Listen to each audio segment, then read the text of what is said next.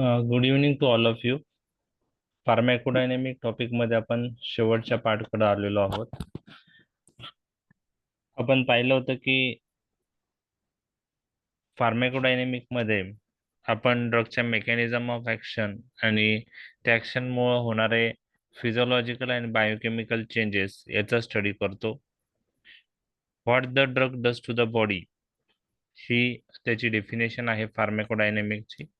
आणि आपण सुरुवातीला पाहिलं होतं की काही ड्रग त्यांच्या फिजिकल आणि केमिकल प्रॉपर्टीजने ऍक्ट होणारे आहेत. ते फार कमी ड्रग आहेत, ज्यात आपण बल्ब फॉर्मिंग एजंट कॉन्स्टिपेशन मध्ये देतो इसापुला, ऑस्मोटिक डायुरेटिक मॅनिटॉल आहे, ऑक्सिडायझिंग एजंट KMNO4 आहे. पॉइझनिंग मध्ये गॅस्ट्रिक लवरच्या वेळेस आपण KMNO4 देतो, पोटॅशियम परमॅग्नेट. चिलेटिंग एजंट आपण काही हेवी मेटल पॉइझनिंग मध्ये यूज करतो त्याच्या ट्रीटमेंटसाठी. त्यांना चिलेशन प्रॉपर्टी असते आणि त्याच्यामुळे ते हेवी मेटल बरोबर कॉम्प्लेक्स तयार करतात. तर ह्या गोष्टी आपण बघितल्या होत्या. आणि मेजॉरिटी ड्रग्स आपण बघितलं होतं की एखाद्या टार्गेट बायोमॉलिक्यूलला बाइंड होऊन ऍक्ट होतात. त्यामध्ये एन्झाईम्स आहेत, आयन चॅनल्स आहेत, ट्रान्सपोर्टर आहेत आणि रिसेप्टर आहेत. एन्झाईम मध्ये आपण पाहिलं होतं की एन्झाईम स्टिम्युलेशनने काही ड्रग ऍक्ट होतात. फार कमी ड्रग आहेत जे एन्झाईम स्टिम्युलेशन करतात. For example pyridoxine is stimulator of dopa decarboxylase enzyme, आपण ते पाहिलं होतं. आणि खूप सारे ड्रग जे एन्झाईम्सवर ऍक्ट होतात ते एन्झाईम इनिबिशन करून ऍक्ट होतात. त्यात आपण competitive equilibrium, competitive non equilibrium आणि नॉन कॉम्पिटिटिव्ह इनिबिशन डिस्कस केलं होतं. काही ड्रग्स चॅनल्सवर ऍक्ट होतात. त्यात L type calcium channel, T type calcium channel, potassium channel, sodium channel हे काही ड्रगचे टार्गेट आहे. आणि त्या चॅनलला त्या चॅनलवर ऍक्ट करून काही ड्रग ते चॅनल ब्लॉक करतात, तर काही ड्रग्स ते चॅनल ब्लॉक करतात, तर काही ड्रग ते चॅनल ओपनही करतात. ट्रान्सपोर्टर मध्ये आपण बघितलं होतं की हे जे ट्रान्सपोर्टर आहे तर ते व्हेरियस सोल्यूटच्या ट्रान्सपोर्टसाठी महत्वाचे असतात. आणि ट्रान्सपोर्टरवर ऍक्ट होऊनही काही ड्रग त्यांची ऍक्शन घडवून आणतात. ट्रान्सपोर्टरचं फंक्शन काही ड्रग ब्लॉक करतात. त्यामध्ये आपण loop diuretic, thiazide diuretic, SSRI, tricyclic antidepressant हे ड्रग डिस्कस केले होते. काही ड्रग आहे जे directly enzymes ion channel receptor sorry काही ड्रग असे आहेत जे एन्झाईम्स आयन चॅनल्स किंवा ट्रान्सपोर्टरवर डायरेक्टली ऍक्ट होत नाही. ते ड्रग एका मायक्रोमोलेक्युलला बाइंड होतात आणि तो मायक्रोमोलेक्युल मग सिग्नल्स इफेक्टरकडे पाठवतो. इफेक्टर म्हणजे enzymes ion channel transporter other structural protein. तर त्या मायक्रोमोलिक्युलला आपण रिसेप्टर असं म्हणतो. आणि हे रिसेप्टर सेल मेम्ब्रेनवर प्रेझेंट असतात किंवा सेलच्या आतमध्ये सायटोप्लाझम मध्ये प्रेझेंट असतात किंवा न्यूक्लियस मध्येही प्रेझेंट असतात. आणि हे रिसेप्टरवर ड्रग ऍक्ट होऊन ते काही ड्रग त्यांचं ऍक्शन्स घडवून आणतात. त्यामध्ये आपण काही टर्मिनॉलॉजी डिस्कस केली त्या मागच्या लेक्चरमध्ये. ॲफिनिटी म्हणजे ability of the drug to the bind to the receptor. Intrinsic activity म्हणजे ability of the drug to produce functional change in the receptor. आणि त्यामध्ये आपण agonist, antagonist, partial agonist, inverse agonist आणि लिगांड ह्या terminology discuss केल्या होत्या.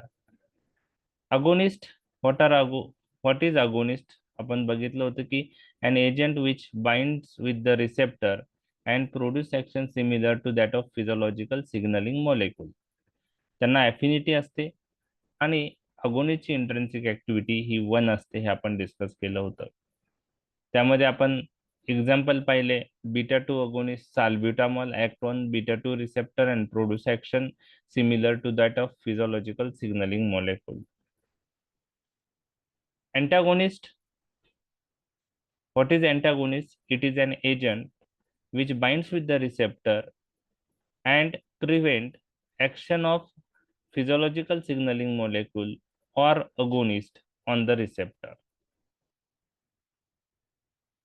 तर antagonist असा सबस्टन्स असतो तो रिसेप्टर ब्लॉक करून ऍक्ट होतो आणि अगोनिस्टचं कार्य तिथं होऊ देत नाही, किंवा फिजिओलॉजिकल सिग्नलिंग मोलेक्युलचं कार्य तिथं होऊ देत नाही.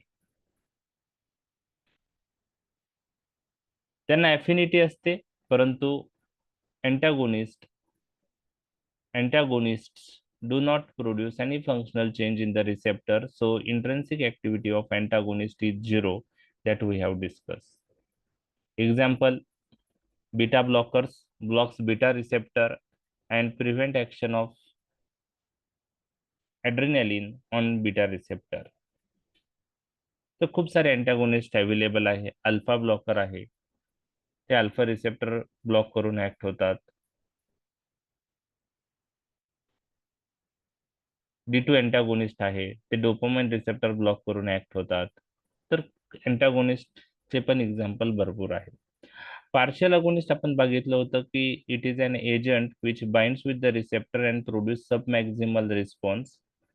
So it has affinity and submaximal response is produced. So intrinsic activity of partial agonist is between 0 to 1, that we have discussed. We have discussed example: succinylcholine is a partial agonist on succinylcholine is a partial agonist on NM receptor. And we have discussed in presence of partial agonist, action of agonist is prevented. So partial agonists block the action of full agonist. Succinylcholine blocks the action of acetylcholine on NM receptor. Acetylcholine is a agonist on NM receptor. So that we have discussed. And lastly, we have discussed inverse agonist, means these are the drugs which produce action in the opposite direction of agonist, and these drugs have affinity and intrinsic activity of inverse agonist is between 0 to -1. Ligand we have discussed, that is a molecule which bind with the receptor, any molecule that may be physiological signaling molecule, that may be drug. तर ह्या definition exam point of view फार महत्वाच्या आहेत, त्या तुमच्या tip of tongue पाहिजे. म्हणजे ह्याच्यामध्ये रिसेप्टरमध्ये काय टॉपिक महत्वाचा आहे, तर रिसेप्टरमध्ये ह्या डेफिनेशन महत्वाच्या आहेत. ओके. आणि प्रत्येक टाइप ऑफ ऍक्शनचे एक एक एक्झाम्पल, लॉंग क्वेश्चनला हा टॉपिक येण्याचे चान्सेस नाहीये. आता टाइप्स ऑफ रिसेप्टर आपण डिस्कस करणार आहोत. लास्ट पार्ट आहे फार्मेकोडायनेमिक मधला, आणि याच्यामध्ये आपण बघितलं होतं की ड्रग ऍक्शन आणि ड्रग इफेक्ट. ओके. तर ड्रग ऍक्शन आणि ड्रग इफेक्ट मध्ये काय फरक आहे ते आपण बघणार आहोत. ड्रग ऍक्शन म्हणजे काय की ability of the drug to the bind to the receptor and response change in function and that drug may responsible for functional in change in the receptor or prevention of functional change in the receptor in case of antagonist, and due to that which action, that is drug action. Okay. म्हणजे रिसेप्टरला bind होणं आणि functional change receptor मध्ये produce करणं किंवा functional change produce करायला prevent करणं, हे झाली ड्रगची ऍक्शन रिसेप्टर रिलेटेड. आणि त्यामुळे जो इफेक्ट येणार आहे त्याला आपण ड्रग, त्यामुळे जे फार्मॅकोलॉजिकल इफेक्ट येणार किंवा त्यामुळे जे फिजिओलॉजिकल चेंज होणार आहे, बायोकेमिकल चेंजेस होणार आहे, त्याला आपण ड्रग इफेक्ट असं म्हणतो. तर ड्रग ऍक्शन आणि ड्रग इफेक्ट हे दोन टर्मिनॉलॉजी आपण बघितल्या. आणि फार्मॅकोडायनेमिक्स मध्ये आपल्याला ड्रग कसा ऍक्ट होतो आणि त्या ड्रगमुळे कोणते इफेक्ट येतात, हे दोन्ही पार्ट महत्वाचे असतात. तर आपण बघितलं होतं की हे रिसेप्टरला जेव्हा ड्रग बाइंड होतो, okay, when drug bind to the receptor in case of agonist functional change is produce in the receptor, आणि तो रिसेप्टर नंतर सिग्नल इफेक्टर कडे पाठवतो. इफेक्टर मग त्यात आयन चॅनल असू शकता, एन्झाईम असू शकतो, ट्रान्सपोर्टर असू शकतो, आणि मग एन्झाईम्स आयन चॅनल ट्रान्सपोर्टरचं फंक्शन अल्टर होऊन ड्रगचा इफेक्ट येतो. तर ड्रग हा रिसेप्टरला बाइंड झाल्यानंतर, रिसेप्टर मध्ये फंक्शनल चेंज झाल्यानंतर, रिसेप्टर ऍक्टिव्हेट झाल्यानंतर सिग्नल हे इफेक्टर कडे पाठवले जातात, आणि याला, ह्या सिग्नल पाठवण्याला जी पाथवे आहे त्याला सिग्नलिंग पाथवे असं म्हणतात, किंवा ट्रान्सड्यूसर मेकॅनिझम असं म्हणतात. तर प्रत्येक रिसेप्टर ऍक्टिव्हेट झाल्यावर ट्रान्सड्यूसर मेकॅनिझम काय घडतं, हे थोडक्यात आपण डिस्कस करणार आहे. एक्झाम मध्ये तुम्हाला कोणीही डिटेल हे विचारणार नाही. एक्झाम मध्ये आता तुम्हाला वाहिवात विचारलं टाईप ऑफ रिसेप्टर, तर ते ठीक आहे. आणि कोणत्या रिसेप्टर मध्ये कोणते ड्रगचे रिसेप्टर येतात ते तुम्हाला लक्षात ठेवायचं आहे. तर 5 टाईपचे रिसेप्टर आपण डिस्कस करणार आहे. जी प्रोटीन कपल रिसेप्टर, त्यालाच मेटाबोट्रॉपिक रिसेप्टर असं म्हणतात. आयनोट्रॉपिक रिसेप्टर, त्यांना ligand gated ion channel receptor असेही म्हणतात. तिसरं एन्झाईम लिंक रिसेप्टर, चौथा जॅकस्टॅट रिसेप्टर आणि पाचवा न्यूक्लिअर रिसेप्टर. तर हे रिसेप्टरचे 5 प्रकार मी तुमच्याशी डिस्कस करणार आहे. कोणकोणते रिसेप्टरचे टाइप्स आपण पाहणार आहे, हे 5 मेन टाईप आहे. तर सिस्टेमिक फार्मॅकोलॉजी मध्ये जे पण रिसेप्टर्स येणार आहे ते 5 पैकी एका रिसेप्टरचे टाईप असणार आहे. लक्षात आलं? आणि ते आपल्याला माहिती करून घ्यायचंय ज्यावेळेस सिस्टेमिक फार्मॅकोलॉजी आपण डिस्कस करूया. ओके. समजा आता बीटा रिसेप्टर आहे, तो कोणत्या रिसेप्टरचा टाईप आहे या 5 पैकी. अल्फा रिसेप्टर आहे, तो कोणत्या रिसेप्टरचा टाईप आहे. तर हे मेन 5 टाईप आहे. त्या 5 मध्ये ते कशात पडतात ते आपल्याला सिस्टेमिक फार्मॅकोलॉजी मध्ये प्रत्येक रिसेप्टरच्या वेळेस ते कळणार आहे. आणि ह्या 5चं कार्य जर समजलं तर मग ते रिसेप्टर कसे काम करतील ते लक्षात येणार आहे. तर त्यामध्ये जी प्रोटीन कपल रिसेप्टर फार महत्वाचं रिसेप्टर आहे, त्यालाच मेटाबोट्रॉपिक रिसेप्टर असं म्हणतात. त्यानंतर दुसरा आहे आयनोट्रॉपिक रिसेप्टर, त्यालाच ligand gated ion channel receptor किंवा लिगॅंड गेटेड आयन चॅनल म्हणतात किंवा आयन चॅनल रिसेप्टर म्हणतात. त्यानंतर transmembrane enzyme link receptor, transmembrane JAK STAT receptor आणि त्यानंतर न्यूक्लिअर रिसेप्टर, त्यालाच रिसेप्टर रेग्युलेटिंग जीन एक्सप्रेशन असंही म्हणतात. पण सोप्या भाषेत न्यूक्लिअर रिसेप्टर तुम्ही लक्षात ठेवा. तर याच्यावर क्वेश्चन डिटेलमध्ये तुम्हाला येणार नाही. फक्त MCQ पॉइंट ऑफ व्ह्यू काही क्वेश्चन्स आपण डिस्कस करणार आहोत, तेवढे लक्षात ठेवा. आणि हे रिसेप्टर ऍक्टिव्हेट झाल्यानंतर सिग्नल सेलच्या इफेक्टरकडे कसे जातात, कोणत्या पाथवेने जातात हे तुम्हाला लक्षात ठेवायचं आहे. आता आपण पहिले जी प्रोटीन रिसेप्टरकडे लक्षात देणार आहोत. त्याच्यात बेसिक आयडिया तुम्हाला मी सांगणार आहे. तर इथपर्यंतचा पार्ट समजलाय का तुम्हाला 5 टाईपचे रिसेप्टर पर्यंतचा? हो सर. ओके, ठीक आहे. तर चालेल, आपण आता पुढचं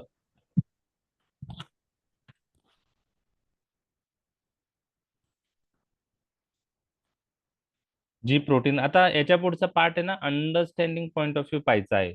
एक्झाम पॉईंट ऑफ व्ह्यू त्याचं टेन्शन घ्यायचं नाही, कारण तुम्हाला एक्झाम मध्ये लिहायला ते डिफिकल्ट वाटणार आहे. आता हा जी प्रोटीन कपल रिसेप्टरचं स्ट्रक्चर आहे.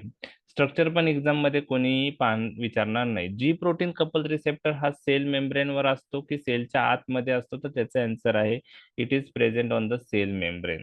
तर आता हे एक सेलचा अर्धा पार्ट दाखवलेला आहे, हा सेल मेम्ब्रेन आहे. आणि ह्या सेल मेम्ब्रेनवर हा जी प्रोटीन कपल रिसेप्टर आहे. याला मेटाबोट्रॉपिक रिसेप्टर असेही म्हणतात, याला हेप्टा हेलिकल रिसेप्टर असेही म्हणतात. आता हेप्टा हेलिकल रिसेप्टर म्हणजे काय, की ह्याचं स्ट्रक्चर बघितलं तर हा ट्रान्स मेम्ब्रेन रिसेप्टर आहे. म्हणजे पूर्ण मेम्ब्रेनचं जे हे आहे त्याला तो क्रॉस करतो, ट्रान्स मेम्ब्रेन. ओके. आणि याला हेप्टा हेलिकल रिसेप्टर का म्हणतात, याच्यात जर आपण हे पाहिले तर हे 7 बँड आहेत. 1 2 3 4 5 6 7. ओके. तर त्यामुळे त्याला हेप्टा हेलिकल रिसेप्टर असं म्हणतात. त्याला 2 बाइंडिंग साईट आहे, एक्सटर्नल डोमेन सेलच्या बाहेर आणि हे इंटरनल डोमेन, तर हे सेलच्या आतमधलं आहे. तर एक्सटर्नल डोमेनला इथं ड्रग किंवा फिजिओलॉजिकल सिग्नलिंग मॉलिक्यूल बाइंड होतं, तर त्याला आपण लिगांड बाइंडिंग साईट असं म्हणतो. आणि इंटरनल डोमेनला इथं जी प्रोटीन अटॅच असतो, म्हणून त्याला नाव आहे G protein couple receptor. G protein couple receptor. आता याच्यामध्ये जी प्रोटीनचं स्ट्रक्चर बघितलं तर 3 त्याचे सब युनिट आहे, अल्फा, बीटा आणि गॅमा. तुम्हाला डायग्राम मध्ये पण ते सब युनिट दिसत असतील, पहा, अल्फा, बीटा आणि गॅमा. लक्षात आलं? तर ज्या वेळेस आता हे रिसेप्टर सेल मेम्ब्रेनवर असताना हा रिसेप्टरवर जर काही लिगांड बाइंड नसेल, म्हणजे ड्रग किंवा फिजिओलॉजिकल सिग्नलिंग मॉलिक्यूल, तर तेव्हा हा रिसेप्टर इनऍक्टिव्ह स्टेट मध्ये असतो. आणि त्यावेळेस हा जी प्रोटीन मध्ये जी प्रोटीनला हे जीडीपी बाइंडिंग असतं. जीडीपी म्हणजे त्यामध्ये मी जाणार नाही. ओके. ग्वेनोसिन डायफॉस्फेट. ओके, तिथं तो बाइंड असतो आणि ज्यावेळेस तिथं ड्रग बाइंड होतं किंवा फिजिओलॉजिकल सिग्नलिंग मॉलिक्यूल बाइंड होतो तर हा रिसेप्टर मध्ये फंक्शनल चेंजेस होतात. म्हणजे हे अगोनिस्ट फक्त रिसेप्टरला बाइंड नाही होत. एक मिनिट हा. सरांचा झालाय सॉल्व.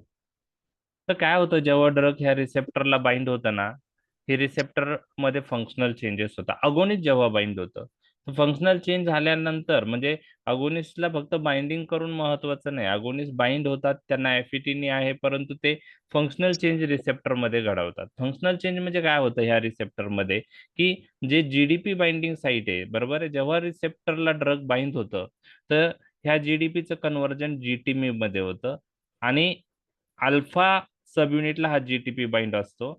तर alpha subunit bound GTP आणि बीटा आणि गॅमा सब युनिट वेगवेगळे होतात. म्हणजे जेव्हा G protein couple receptor activate होतो ड्रगनी किंवा फिजिओलॉजिकल सिग्नलिंग मॉलिक्युलनी, तर काय घडतं सेलच्या आतमध्ये, जे जी प्रोटीन असतं त्या जी प्रोटीन मधलेच सब युनिट आहे अल्फा बीटा गॅमा. अल्फाला जीडीपी बाइंडिंग आहे आणि जीडीपीचं कन्व्हर्जन जीटीपी मध्ये होतं. मग त्याला अल्फा जीटीपी हा बीटा आणि गॅमा पासून वेगळा होतो. म्हणजे अल्फा सब युनिट वेगळा होतो आणि बीटा आणि गॅमा सब युनिट वेगळा होतो. मग हे सब युनिट काय करतात, अल्फा सब युनिट मग एन्झाईम्स आयन चॅनल्स ट्रान्सपोर्टरला सिग्नल्स पाठवतात आणि त्यामध्ये चेंजेस घडून येतं, त्यांचं कार्य चेंज होतं. बीटा आणि गॅमा सब युनिट काय करतात, एखाद्या चॅनलला बाइंड होतात आणि त्या चॅनलचं ओपनिंग किंवा क्लोजिंग चेंज करतात. आणि थोड्या वेळाने काय होतं, काही वेळानंतर ह्या अल्फा सब युनिटचा जो जीटीपी आहे त्याचं कन्व्हर्जन परत जीडीपी मध्ये होतं आणि मग तो परत बीटा आणि गॅमाला बाइंड होऊन रिसेप्टरला येऊन अटॅच होतो. तर अशा प्रकारे जी प्रोटीन कपल रिसेप्टरचं काम चालतं. म्हणजे थोडक्यात काय, तुम्हाला लक्षात काय ठेवायचं, हे कोणीही तुम्हाला एक्झाम मध्ये विचारणार नाही. फक्त हा सेल मेम्ब्रेनवर असतो का सेलच्या आत असतो, तर सेल मेम्ब्रेनवर असतो. याला दुसरे नावं काय आहे, मेटाबोट्रॉपिक रिसेप्टर किंवा हेप्टा हेलिकल रिसेप्टर, कारण याच्यात 7 ट्रान्स मेम्ब्रेन स्पिनिंग हे असतात बँड. ओके, त्यामुळे त्याला हेप्टा हेलिकल असं म्हणतात. आता ह्या जी प्रोटीनचे पण टाईप आहे आणि ते तुम्हाला लक्षात ठेवायचे आहे. ह्या जी प्रोटीनचे कोणकोणते टाईप आहे आणि ते कसं कार्य करतात ते आपण घेणार आहे. म्हणजे आता हे रिसेप्टर थ्रू ड्रग जेव्हा ऍक्ट होतो तेव्हा ड्रग ह्या इथं बाइंड होणार. ओके, हे रिसेप्टर ऍक्टिव्हेट होणार, जीडीपीचं कन्व्हर्जन जीटीपी मध्ये होणार, अल्फा सब युनिट बीटा आणि गॅमा पासून वेगळा होणार आणि हे जे सब युनिट वेगळे झालेले आहे, अल्फा सब युनिट आणि बीटा गॅमा सब युनिट वेगळे झाल्यावर ते सिग्नल्स कोणाला पाठवतील, इफेक्टरला. इफेक्टर म्हणजे सेलमधले एन्झाईम्स आयन चॅनल्स ट्रान्सपोर्टर सेलशी रिलेटेड याच्याला, आणि त्यांचं कार्य चेंज करतील. म्हणजे ड्रग डायरेक्टली जाऊन एन्झाईम आयन चॅनल ट्रान्सपोर्टरवर बाइंड होत नाहीये, हा रिसेप्टरच्या माध्यमातून तो त्यांना सांगतोय. म्हणजे स्वतः जाऊन ते कार्य करत नाही, रिसेप्टरच्या माध्यमातून ते सिग्नल्स पाठवतात. तर आता हे जे एन्झाईम आयन चॅनल ट्रान्सपोर्टरला सिग्नल पाठवायची प्रोसेस आहे ती प्रत्येक रिसेप्टरची वेगळी आहे आणि त्या प्रोसेसला ट्रान्सड्यूसर मेकॅनिझम किंवा सिग्नलिंग पाथवे असं म्हणतात. तर ते थोडक्यात आपण जाणून घेणार आहे, डिटेलमध्ये तुम्हाला त्याचं काही गरज नाहीये. आता समजा जी प्रोटीन कपल रिसेप्टरचे जर टाइप्स विचारले तर जी प्रोटीन कपल रिसेप्टर मध्ये जीएस टाइप रिसेप्टर आहे, जीआय टाइप आहे, ओके, जी ओ आहे आणि जी क्यू आहे, बरोबर. तर जी प्रोटीन कपल रिसेप्टर चे सब टाइप्स काय आहे हे मी तुमच्याशी डिस्कस करत आहे. त्यामध्ये जीएस आहे, जी आय आहे, जी ओ आहे आणि जी क्यू आहे. ओके, यापैकी जी एस जी आय आणि जी क्यू हे महत्वाचे आहेत. खूप सारे रिसेप्टर ह्यांचे टाइप्स आहेत. म्हणजे तुम्हाला एखादा रिसेप्टर माहीत झाला जी प्रोटीन कपल रिसेप्टरचा पार्ट आहे. एखादा रिसेप्टर आपण सिस्टेमिक फार्मेकोलॉजी मध्ये शिकत असताना तुम्हाला कळलं की हा जी प्रोटीन कपल रिसेप्टर आहे, तर तितकं नॉलेज सफिशियंट नाही त्याचे ऍक्शन समजून घेण्यासाठी. तुम्हाला लक्षात आलं पाहिजे की तुम्हाला माहीत झालं पाहिजे की जी प्रोटीन मधला हा कोणता टाईप आहे, GS टाईप आहे, GI टाईप आहे, GQ टाईप आहे का G0 टाईप आहे. त्याच्यावरून त्याच्या ऍक्शन काय असतील ते रिसेप्टर ऍक्टिव्हेट झाल्यावर ते कळणार आहे. तर जी प्रोटीन कपल रिसेप्टरचे टाइप्स आपण डिस्कस करणार आहे, GS, GI, G0 आणि GQ. ओके, लक्षात आलं. आता यांनी काय होऊ शकतं, हे रिसेप्टर ऍक्टिव्हेट झाल्याने सेलवर एक्साइटरी किंवा स्टिम्युलेटरी इफेक्ट येऊ शकतो का इनहिबिटरी इफेक्ट येऊ शकतो, हे तुम्हाला लक्षात घ्यायचं आहे. ओके, तर एक एक करून आपण ते डिस्कस करूया. आणि हे रिसेप्टर ऍक्टिव्हेट झाल्यावर सिग्नल्स कोणत्या पाथवेने पाठवले जातात, हा पाथवे एकदा समजला तर तो पाथवे तुम्हाला कायमस्वरूपी लक्षात ठेवता येईल. आता समजा GS रिसेप्टर ऍक्टिव्हेट झाला, तर GS रिसेप्टर ऍक्टिव्हेट झाल्यावर ऍडिनिलिन सायक्लेज सायक्लिक AMP पाथवे ऍक्टिव्हेट होतो. आता GS रिसेप्टर ऍक्टिव्हेट झालं तर काय होतं हे मी तुमच्याशी डिस्कस करत आहे. जस्ट एक मिनिट.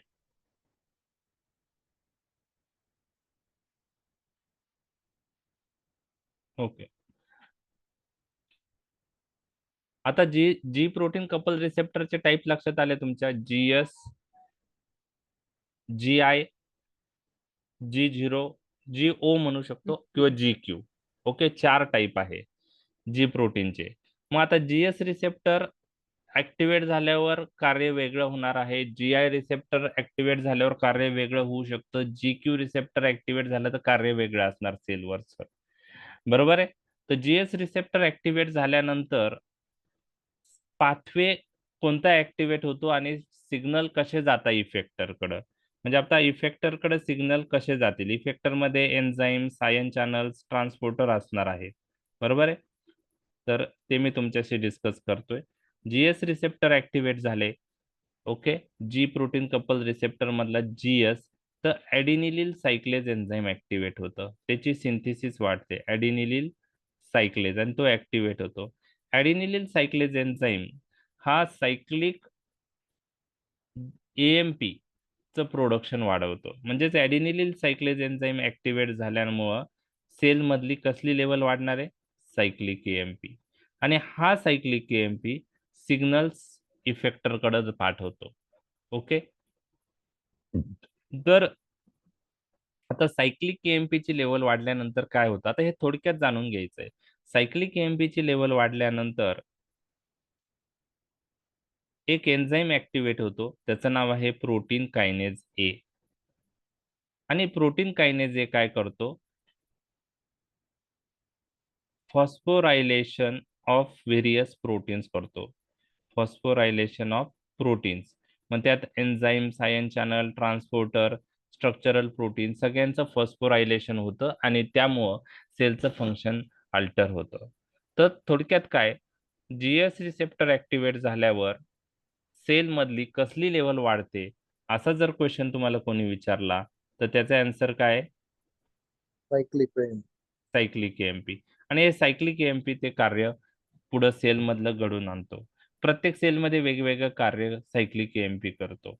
बरोबर आहे. जेव्हा सायक्लिक AMP ची लेवल कार्डियाक मसल मध्ये वाढते, तर कार्डियाक मसलचं कॉन्ट्रॅक्शन होतं. परंतु तीच सायक्लिक AMP ची लेवल जेव्हा स्मूथ मसल्स मध्ये वाढते, तर सायक्लिक AMP स्मूथ मसलचं रिलॅक्सेशन करतो. हे तुम्हाला पाठ करायचं आहे. सायक्लिक AMP कार्डियाक मसल मध्ये वाढला तर contraction of the cardiac muscle वाढतं. आता कार्डियाक मसल आणि स्मूथ मसल स्ट्रक्चरली वेगळे आहेत आणि तोच सायक्लिक AMP जेव्हा स्मूथ मसल मध्ये वाढतो तर स्मूथ मसलचं रिलॅक्सेशन होतं. त्याचप्रमाणे सायक्लिक AMP, आता हे आज तुम्हाला लक्षात राहणार नाही सायक्लिक AMP वाढल्यावर काय होतं, फक्त GS रिसेप्टर ऍक्टिव्हेट झाला तर सायक्लिक AMP ची लेवल वाढते हे तुम्हाला लक्षात ठेवायचं आहे. त्याचप्रमाणे लिव्हरवर काय ऍक्शन होऊ शकते जीएस रिसेप्टर ऍक्टिव्हेट झाला तर सायक्लिक एएमपी ची लेवल वाढून काही एन्झाईम ऍक्टिव्हेट होऊ शकतात आणि त्यामध्ये ग्लुकोनिओजेनेसिस म्हणजे फॉर्मेशन ऑफ ग्लुकोज वाढतं. त्यानंतर ग्लायकोजिनोलायसिस म्हणजे ग्लायकोजनचं ग्लुकोजमध्ये ब्रेकडाऊन ते वाढतं. तर जीएस रिसेप्टर ऍक्टिव्हेट झाल्यावर लिव्हरवर ते कार्य करतं. थोडक्यात काय, जीएस रिसेप्टर जर ऍक्टिव्हेट झाले तर ॲडिनिलिन सायक्लेज एन्झाईम ऍक्टिव्हेट होऊन सायक्लिक एएमपी ची लेव्हल वाढते. हे तुम्हाला लक्षात ठेवायचं आहे. ओके. आता हे जे आहे हे अल्फा सब युनिट जे होते जीएस रिसेप्टरचं त्याने घडून येतं. बीटा आणि गॅमा सब युनिट आपण पाहिलं आयन चॅनल्सवर ऍक्ट होतं. तर एक लक्षात घ्या, जीएस रिसेप्टर ऍक्टिव्हेट झाल्यानंतर काय करतात, तर जीएस रिसेप्टर ऍक्टिव्हेट झाल्यावर एका चॅनलला पण त्याचं फंक्शन अल्टर करतात आणि त्याचं नाव आहे कॅल्शियम चॅनल. तर जीएस रिसेप्टर ऍक्टिव्हेट झाल्यावर कॅल्शियम चॅनल ओपन होतात आणि मी तुम्हाला सांगितलंय कॅल्शियम चॅनल ओपन झाले तर कॅल्शियम सेलच्या आतमध्ये येतो. मग कॅल्शियम सेलच्या आतमध्ये आल्यावर पॉझिटिव्हिटी वाढेल, त्यामुळे डिपोलरायझेशन होईल आणि सेल ऍक्टिव्हेट होते. मग एसए नोड आहे तिथं जीएस रिसेप्टर जर ऍक्टिव्हेट झाले जीएस टाईप तर एसए नोड मध्ये इम्पल्स जनरेशन होतं, त्यामुळं हार्ट रेट वाढू शकतो. ओके. एव्ही कंडक्शन वाढू शकतं.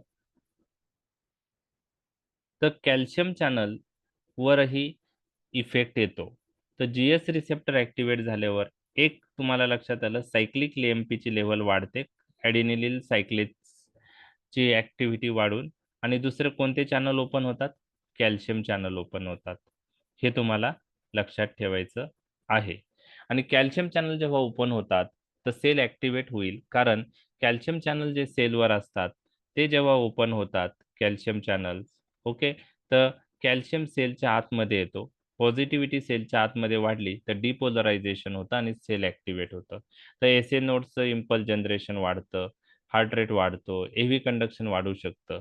तर हे जीएस रिसेप्टरचे ऍक्शन्स तुम्हाला मी काही सांगितलेलं आहे. तर थोडक्यात जीएस रिसेप्टर ऍक्टिव्हेट झाल्यानंतर कोणता पाथवे ऍक्टिव्हेट होतो, ॲडिनिलिन सायक्लेज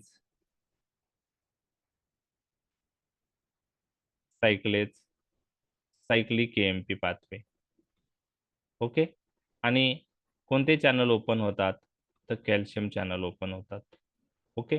यानंतर अजून एक दुसरा प्रकार आहे जीआय टाईप रिसेप्टर. तर तुम्हाला लक्षात ठेवायचे GI means inhibitory in nature. GI is inhibitory in nature म्हणजे हे रिसेप्टर एखाद्या ड्रगने ऍक्टिव्हेट झाले सेलवरचे, एखाद्या सेलवर जीआय रिसेप्टर आहे आणि एखाद्या ड्रगने ते ऍक्टिव्हेट झाले तर त्या सेलवर कोणता इफेक्ट येणार आहे, इनहिबिटरी इनहिबिटरी. Inhibitory effect. तर काय करतात हे जीआय रिसेप्टर ऍक्टिव्हेट झाल्यावर, ज्यावेळेस जीआय रिसेप्टर ऍक्टिव्हेट होतात तेव्हा this receptor inhibit activity of adenylyl cyclase. Adenylyl cyclase this GI receptor activate झाल्यावर inhibit activity of adenylyl cyclase. त्यामुळे सायक्लिक एएमपी ची सिंथेसिस होईल का, नाही. म्हणजे सायक्लिक एएमपी का होईल, कमी होईल. म्हणजेच जीएस रिसेप्टर ऍक्टिव्हेट झाल्यावर सायक्लिक एएमपी काय होत होतं, वाढत होतं. बरोबर आहे. पण जीआय रिसेप्टर ऍक्टिव्हेट झाल्यावर सायक्लिक एएमपी काय होतंय, कमी होते. कमी होते. त्याचप्रमाणे जीएस रिसेप्टर ऍक्टिव्हेट झाल्यावर कॅल्शियम चॅनल ओपन होत होते, कॅल्शियम सेलच्या आतमध्ये येत होता, सेलचं डिपोलरायझेशन होत होतं पॉझिटिव्ह आयन आतमध्ये आल्यामुळे आणि सेल ऍक्टिव्हेट होत होती. जीआय रिसेप्टर ऍक्टिव्हेट झाल्यावर सेलवरचे पोटॅशियम चॅनल ओपन होतात. कोणते चॅनल ओपन होतात, पोटॅशियम. आणि मी तुम्हाला सांगितलं potassium is more inside the cell. Okay. आणि मग पोटॅशियम चॅनल ओपन झाले तर मग पोटॅशियम कुठं जाईल, सेलमधून बाहेर जाईल आणि सेलमधून बाहेर गेलं तर पॉझिटिव्हिटी सेलमधली काय होईल, कमी कमी होईल. होईल. आणि त्यामुळं काय होईल, हायपर पोलरायझेशन आणि त्यामुळं सेलवर इनहिबिटरी इफेक्ट येतो. तर GI is inhibitory in nature, हे तुम्हाला लक्षात ठेवायचं आहे. GI is inhibitory in nature, हे तुम्हाला लक्षात ठेवायचं आहे. म्हणजे तुम्हाला लक्षात आला की हा रिसेप्टर GI टाईप आहे, तर त्या रिसेप्टर ऍक्टिव्हेट झाल्यामुळं त्या पर्टिक्युलर सेलवर काय इफेक्ट येणार आहे? इनहिबिटरी इफेक्ट आहे. आपण एक्झाम्पलच्या माध्यमातून नंतर सांगणारच आहोत. ठीक आहे, तर हे झालं. त्यानंतर एक GQ टाईप रिसेप्टर आहे. ओके, तर GQ टाईप रिसेप्टर पण एक्साइटरी इन नेचर आहे. GQ रिसेप्टर ऍक्टिव्हेट झाल्यावर काय होतं ते मी तुमच्याशी डिस्कस करत आहे. कोणता पाथवे ऍक्टिव्हेट होतो? तर GQ रिसेप्टर जेव्हा ऍक्टिव्हेट होतं तेव्हा फॉस्फोलायपेज सी एन्झाईम ऍक्टिव्हेट होतं आणि ते IP3 इनोसायटल ट्रायफॉस्फेट आणि डायएसिल ग्लिसरॉलची सिंथेसिस वाढवतं. These are the messengers. ते सेल मधले इफेक्टरला सिग्नल्स पाठवतात.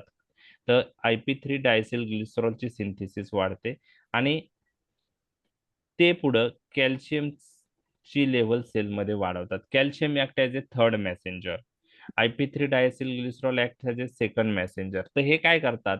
IP3 डायएसिल ग्लिसरॉल किंवा कॅल्शियम हे सिग्नल्स इफेक्टरकडे पाठवतात. त्यात एन्झाईम आयन चॅनल ट्रान्सपोर्टर होतं. तर एक लक्षात घ्या की GQ टाईप रिसेप्टर ऍक्टिव्हेट झाल्यावर phospholipase C IP3 diacyl glycerol pathway activate होतो. त्यामुळं प्रोटीन कायनेज सी, GS मध्ये प्रोटीन कायनेज ए ऍक्टिव्हेट होता, इथं प्रोटीन कायनेज सी ऍक्टिव्हेट होतो आणि त्यामुळं खूप साऱ्या प्रोटीनचं फॉस्फोरायलेशन होतं. फॉस्फोरायलेशन आणि मग सेलचं फंक्शन अल्टर होतं. त्याचप्रमाणे IP3 डायसिल ग्लिसरॉल कॅल्शियमची लेवल पण वाढवतात आणि कॅल्शियम पण त्या सेलचा फंक्शन अल्टर करण्यासाठी त्याचा रोल आहे. तर GQ रिसेप्टर ऍक्टिव्हेट झाले तर तुम्हाला लक्षात ठेवायचं आहे phospholipase C IP3 diacyl glycerol pathway activate होतो. पुढं पण GQ रिसेप्टर आलं आणि तो ऍक्टिव्हेट झाला तर कोणता पाथवे ऍक्टिव्हेट होईल असं जर विचारलं तर phospholipase C IP3 diacyl glycerol pathway activate होतो.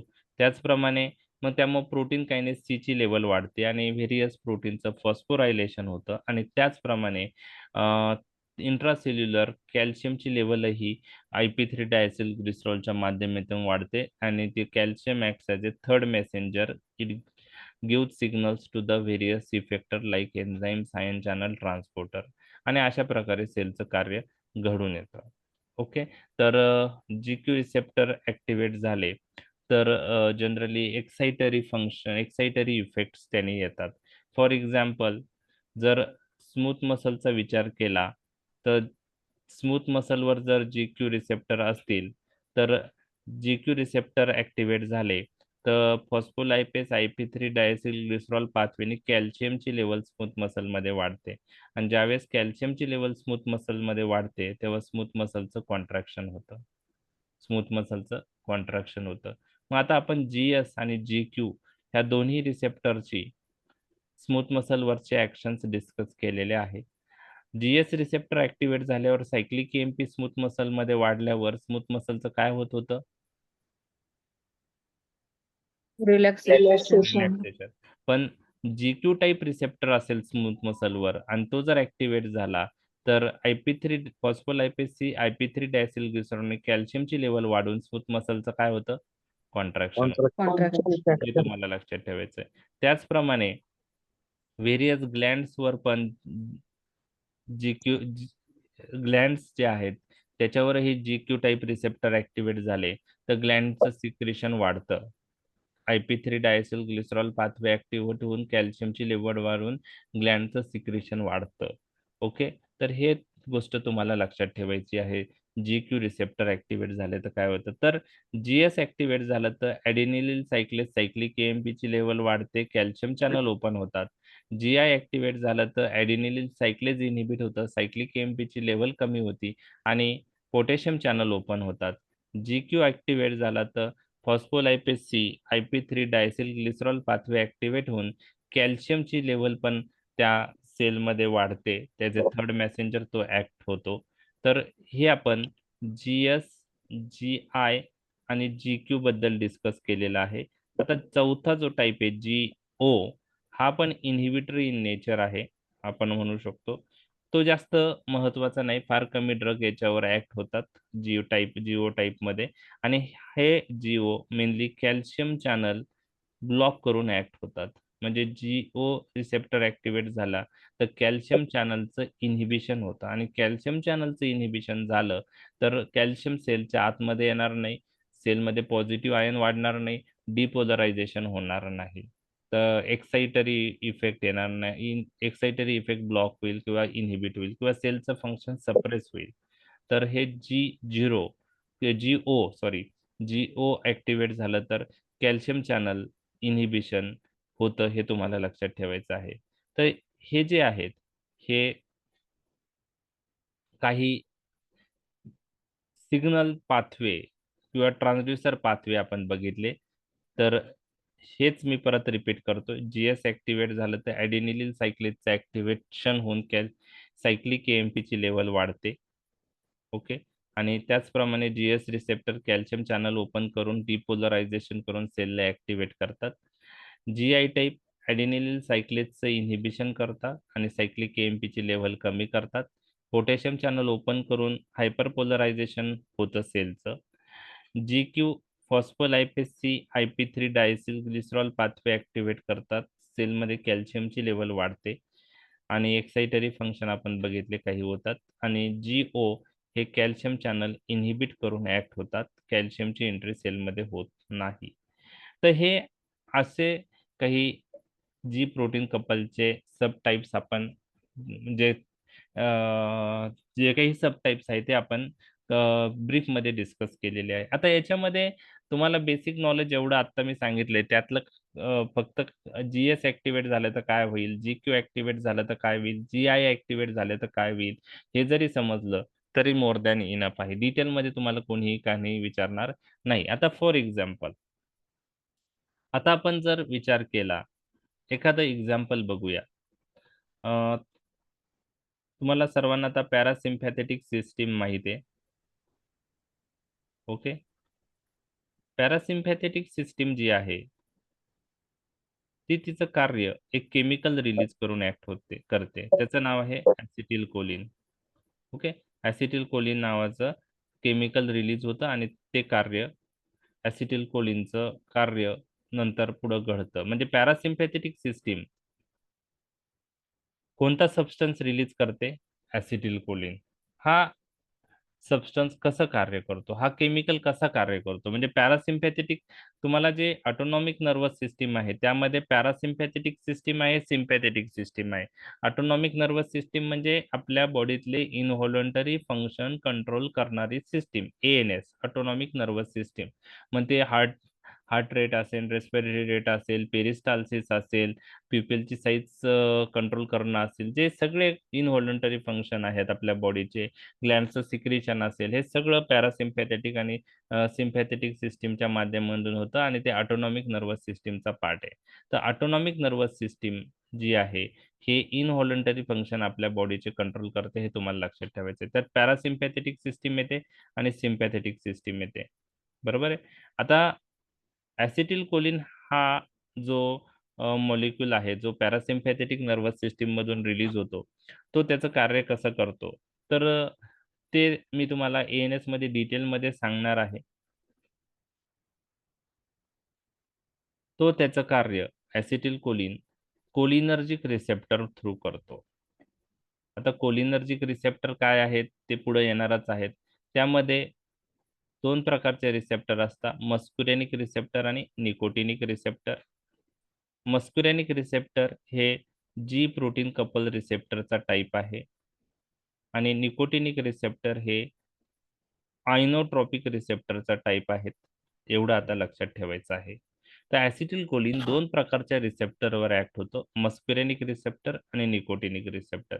मस्कुरेनिक रिसेप्टर प्रोटीन कपल रिसेप्टरचे टाईप आहे आणि निकोटिनिक रिसेप्टर आयनोट्रॉपिक रिसेप्टर जो दुसरा रिसेप्टर आहे त्याचा टाईप आहे. तर आता ऍसिटिल कोलिन ह्या मस्कुरेनिक आणि निकोटिनिक रिसेप्टरवर कार्य कसं करतो आणि ते कार्य काय म्हणजे त्याच्यावर तो ऍक्ट झाल्यावर काय घडू शकतो हे आपण पाहणार आहोत. तर यामध्ये ऍसिटिल कोलिन जी प्रोटीन कपल रिसेप्टरवर जो ऍक्ट होतो त्या रिसेप्टरचं नाव आहे मस्कुरेनिक रिसेप्टर. मस्कुरेनिक रिसेप्टर हे जी प्रोटीन कपल रिसेप्टरचं एक्झाम्पल आहे. पण एवढं नॉलेज सफिशियंट आहे का तुम्हाला? तुम्हाला लक्षात येईल का मग ऍसिटिल कोलिन काय करतोय? नाही. तुम्हाला काय माहित पाहिजे याच्यात मग?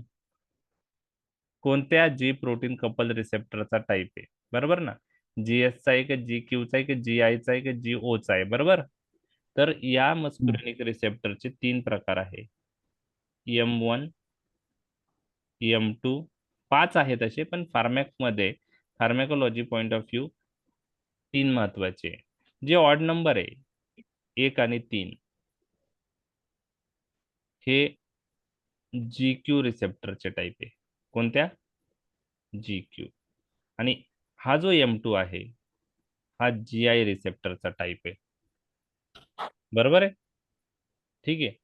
मग तुम्ही मला सांगा, जेव्हा ऍसिटिल कोलिन M1 आणि M3 रिसेप्टरवर ऍक्ट होईल तेव्हा कोणता पाथवे ऍक्टिव्हेट होईल? फॉस्फोलायपेज C IP3 diacyl glycerol activate होईल आणि कॅल्शियमची लेवल वाढेल. लक्षात आलं?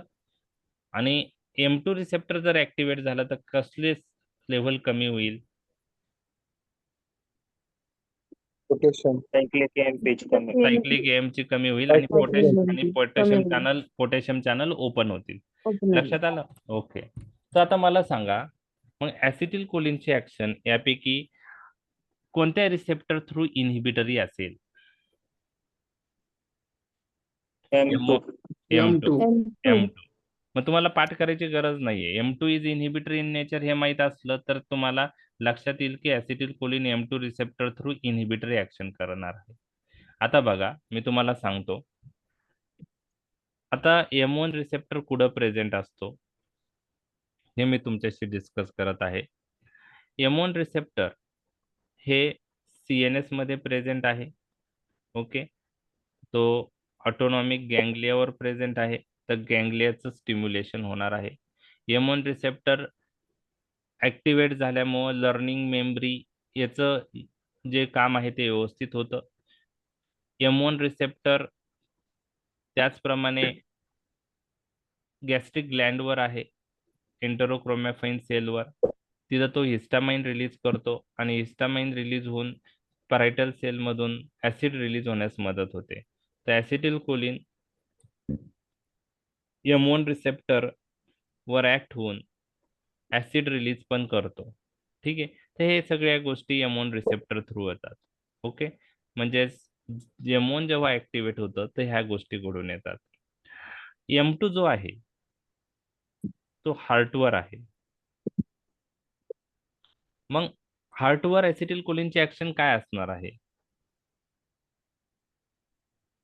M2 रिसेप्टर ऍक्टिव्हेट झाला तर relaxation of the cardiac muscle.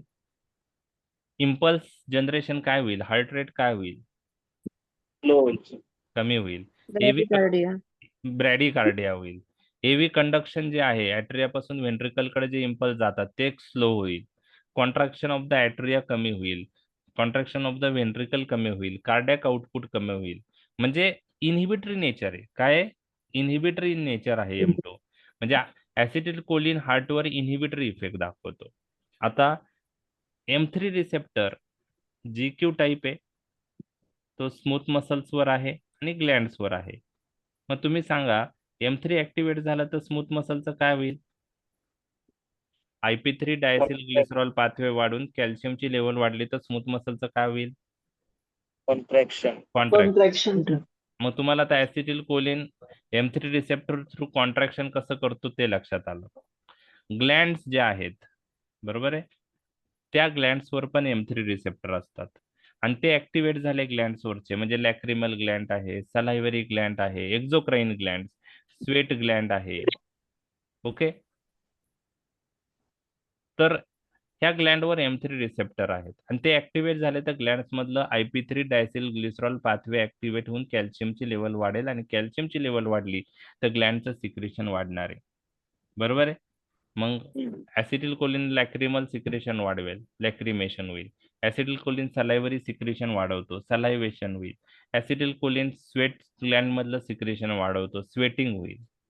हे कशा थ्रू होईल? M3 receptor. ते GQ टाईप आहे, त्यामुळे ती कार्य करतं. सेल ऍक्टिव्हेट होऊन सेलचं सिक्रेशन वाढतं.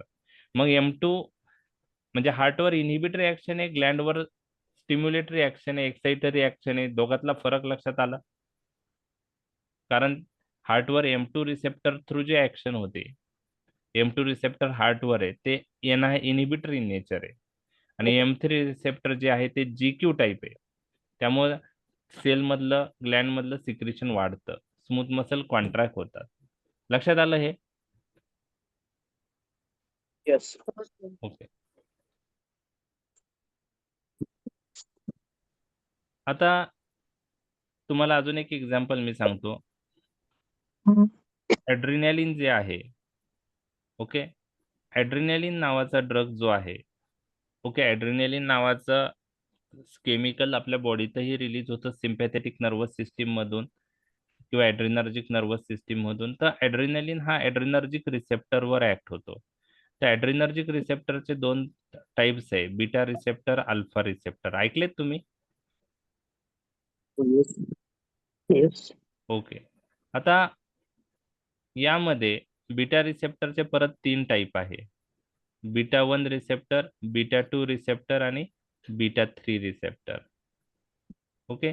आणि अल्फा रिसेप्टरचे 2 टाइप आहे, अल्फा 1 आणि अल्फा 2. लक्षात आलं? आता beta receptor, all beta receptor, किंवा तुम्हाला जर मी विचारलं ऍड्रिनर्जिक रिसेप्टर कोणत्या रिसेप्टरचे टाइप आहे, तर त्याचा आन्सर आहे ऍड्रिनर्जिक रिसेप्टर पण जी प्रोटीन कपल रिसेप्टरचे टाइप आहे. कोणते? G protein. मग त्यात GS आहे, GQ आहे, GI आहे, GO आहे, ते आपण पाहणार आहे.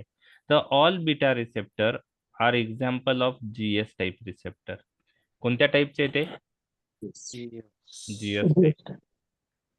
Alpha 1 receptor is an example of GQ type receptor. आणि alpha 2 receptor is an example of GI type receptor. लक्षात आलं तुमच्या?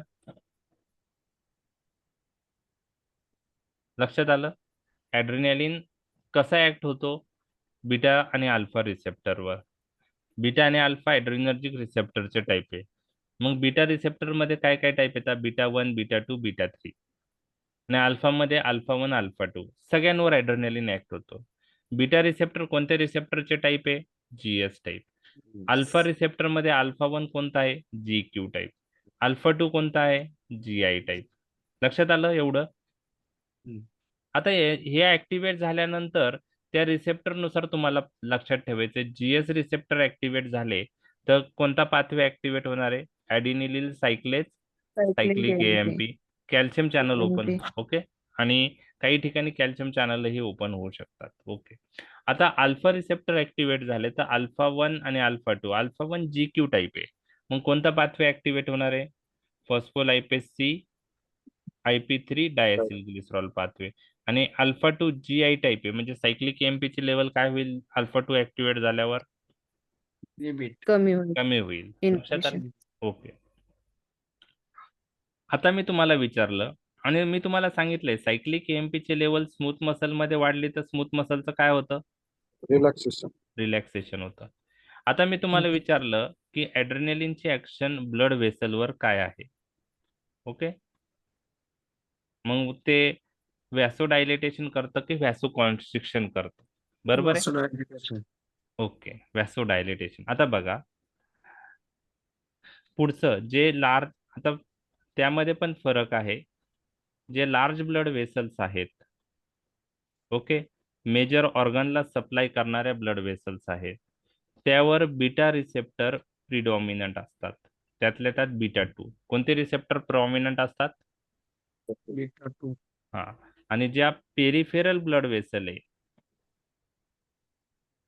स्किन आणि म्युकस मेम्ब्रेनला सप्लाय करणाऱ्या, पेरिफेरल स्किन म्युकस मेम्ब्रेनला सप्लाय करणाऱ्या, त्यावर अल्फा रिसेप्टर प्रिडॉमिनंट आहे. मग अल्फा 1, अल्फा 2. बीटा असता पण जास्त कोणते आहे? अल्फा. म्हणजे थोडक्यात काय, जर ऍड्रिनलिन मेजर ब्लड वेसलवर ऍक्ट झाला तर कोणत्या रिसेप्टरवर ऍक्ट होणार आहे? बीटा 2. आणि बीटा 2 आणि जर मी म्हणलं की ऍड्रिनलिन पेरिफेरल ब्लड वेसलवर ऍक्ट झाला तर कोणत्या रिसेप्टरवर ऍक्ट होणार आहे? अल्फा. Alpha receptor. मग आता मेजर ब्लड वेसलवर बीटा 2 रिसेप्टरवर ऍक्ट झाला. बीटा 2 तुम्हाला लक्षात आलंय जीएस टाईप आहे. मग तो सायक्लिक एएमपी ची लेवल काय करेल? वाढवेल. आणि स्मूथ वाढवेल. मसल मग स्मूथ मसल ब्लड वेसलचे काय होईल? रिलॅक्स होतील. आणि त्याच्यामुळे काय होईल? Vasodilatation. डायलिटेशन. डायलिटेशन. परंतु पेरिफेरल ब्लड वेसलवर ऍड्रेनालिन कोणत्या रिसेप्टरवर ऍक्ट होईल? अल्फा. Alpha receptor. अल्फा 1 रिसेप्टरवर ऍक्ट झाला तर अल्फा 1 कोणता टाईप आहे? GQ type. Phospholipase IP3 diacyl glycerol pathway activate होऊन कॅल्शियमची लेवल स्मूथ मसल मध्ये वाढेल. स्मूथ मसल काय होतील? कॉन्ट्रॅक्ट. कॉन्ट्रॅक्ट होते. अल्फा 2 GI टाईप आहे. सायक्लिक एएमपी ची लेवल कमी होईल.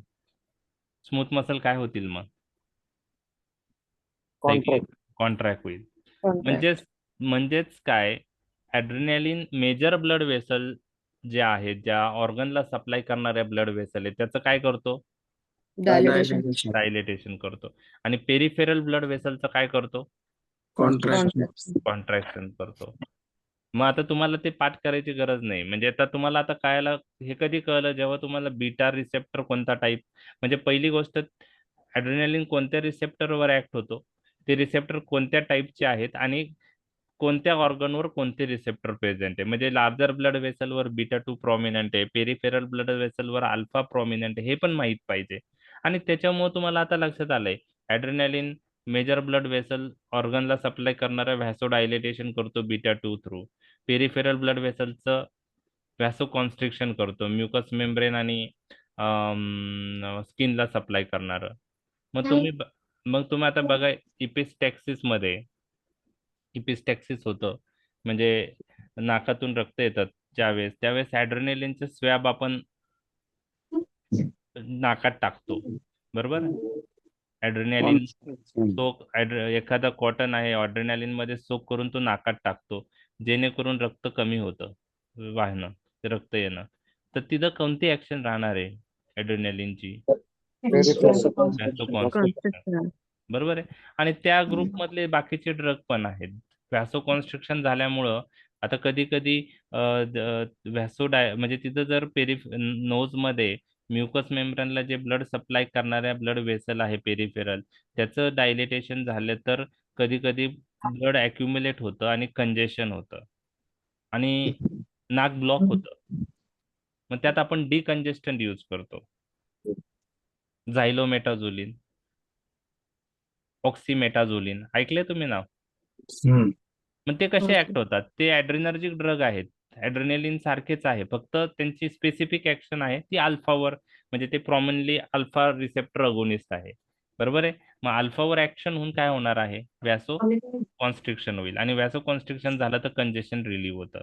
तर झायलोमेटाझोलिन, ऑक्सिमेटाझोलिन आहे, किंवा आपण ओरली देताना सेट्रिझिन बरोबर फिनिलेफ्रिन कॉम्बिनेशन देतो, क्लोरफिनेरामाइन मॅलिएट बरोबर फिनिलेफ्रिन कॉम्बिनेशन देतो. फिनिलेफ्रिन व्हॅसो कॉन्स्ट्रिक्शन करतं आणि डिकंजेशन दाखवतं. म्हणजे आता तुम्हाला कोणत्याही ड्रगच्या ऍक्शनचं जर बेस माहित असेल तर तुम्हाला पाठ करायची गरज नाही. ऍड्रेनालिन ब्लड वेसलचं व्हॅसोडायलेटेशन कसं करतो आणि मेजर ब्लड वेसलचं आणि पेरिफेरल ब्लड वेसलचं व्हॅसो कॉन्स्ट्रिक्शन कसं करतो हे तुम्हाला कळलंय आता. तर हे बेस जर कळला तर अंडरस्टँडिंग कळणार आहे. एक्झाम मध्ये डिटेलमध्ये कोणी विचारणार नाही हे, पण तुमचं लक्षात ठेवण्यासाठी ह्या गोष्टी क्लिअर असेल तर सोपं जातं. लक्षात आलं? येस हो सर. ओके, ठीक आहे. आता हे जीएस रिसेप्टर विषयी मी तुमच्याशी डिस्कस केलेला आहे. दुसरा जो रिसेप्टर आहे तो आहे आयनोट्रॉपिक रिसेप्टर. तो एक आपण चांगल्या प्रकारे डिस्कस करणार आहे. बाकीचे रिसेप्टर थोडक्यात आपण डिस्कस करणार आहे, कारण त्याचं ट्रान्सड्युसर मेकॅनिझम डिटेलमध्ये तुम्हाला कोणी विचारत नाही. आता आयनोट्रॉपिक रिसेप्टर म्हणजे काय, की हे असे रिसेप्टर असतात त्यांना ligand gated ion channel receptor असंही म्हणतात. तर त्या रिसेप्टरच्या स्ट्रक्चरमध्ये एक आयन चॅनल असतं. म्हणजे आता हा रिसेप्टर आहे एक सपोज आणि ह्या रिसेप्टरच्या स्ट्रक्चरमध्ये काय आहे? त्याच्या स्ट्रक्चरमध्ये एक आयन चॅनल आहे आणि हे आयन चॅनल स्पेसिफिक असतं, पर्टिक्युलर रिसेप्टरमध्ये पर्टिक्युलर आयनसाठी. समजा आता एक निकोटिनिक रिसेप्टर नावाचा रिसेप्टर आहे. निकोटिनिक हा रिसेप्टर एक मिनिट निकोटिनिक रिसेप्टर जो आहे हा जो रिसेप्टर आहे निकोटिनिक हा आयनोट्रोपिक रिसेप्टरचा एक्झाम्पल आहे. आणि ऍसिटिल कोलिन मी तुम्हाला सांगितलं मस्क्युरॅनिक रिसेप्टरवर ऍक्ट होतं, M1 M2 M3 आणि निकोटिनिक रिसेप्टरवर पण ऍक्ट होतं. तर nicotinic receptor is an example of ionotropic receptor. Ionotropic receptor. तर आयनोट्रोपिक रिसेप्टर काय असतात? ओके, ते मी तुमच्याशी डिस्कस करणार आहे. आयनोट्रोपिक रिसेप्टर म्हणजे असे रिसेप्टर असतात की त्याच्या स्ट्रक्चरमध्ये आयन चॅनल प्रेझेंट असतं. ज्या वेळेस एखादा ड्रग ह्या रिसेप्टरवर ऍक्ट होतो, निकोटिनिक रिसेप्टरवर कोणता ड्रग ऍक्ट होतो? ऍसिटिल कोलिन. ऍसिटिल कोलिन नावाचा केमिकल पण आपल्या बॉडीत आहे आणि ऍसिटिल कोलिन नावाचा ड्रग पण मार्केटमध्ये अवेलेबल आहे, पण तो आपण यूज करत नाही. तर समजा ऍसिटिल कोलिन इथं बाइंड झाला रिसेप्टरवर, तर यामध्ये कन्फर्मेशनल चेंज होतं रिसेप्टरमध्ये आणि कन्फर्मेशनल चेंज किंवा फंक्शनल चेंज होऊन हे चॅनल ओपन होतात. ओके, हे चॅनल ओपन होतात. आता निकोटिनिक रिसेप्टरमध्ये जो चॅनल आहे तो स्पेसिफिक आहे कोणत्या आयनसाठी? सोडियम. आणि तुम्हाला एक लक्षात ठेवायचं, सेलच्या बाहेर सोडियम आणि क्लोराईडचं कॉन्सन्ट्रेशन खूप जास्त असतं, पोटॅशियमचं कॉन्सन्ट्रेशन सेलच्या आत जास्त असतं.